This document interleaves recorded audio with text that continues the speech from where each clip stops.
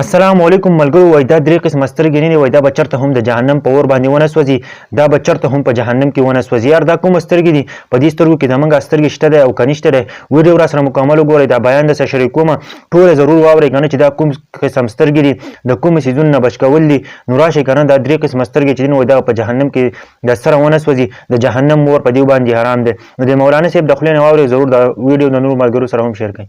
درې قسمه سترګې دي چې الله پاک ته ډېرې ګرانې دي او په جهنم به الله درې قسمه سترګې نه سوځوي. څو قسمه؟ درې قسمه. دا یاد ساتئ. رسول الله صلی الله علیه وسلم فرمایي یو هغه سترګې چې اسلامي سرحد دپاره، اسلام دپاره، مجاهدینو دپاره د شپې شوګیره کړې ده، څوکیداري یې کړې ده. نو چې څوکیداري کې سترګې به د کولو پاتې کېږي نه، ویښ به یې که نه. نو چې چا دغه شب بیداری کړې ده اسلامي سرحد حفاظت دپاره، دا سترګې به الله په جهنم نه سوځوي. دویم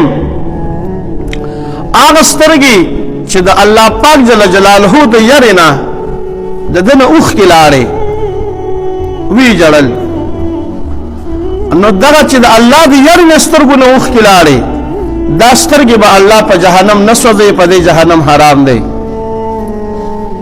دریم د یو حرام څیز له د کتو نه چې چا سترګې راتاو کړي. بطور مثال یو زنانه دله پردی مخې له درله سوچ یې وکړو چې دې له کتل خو حرام دی اسلام کې، د الله د یرې نه تا نظر تې واړولو، سترګې دې واړولې تې نه.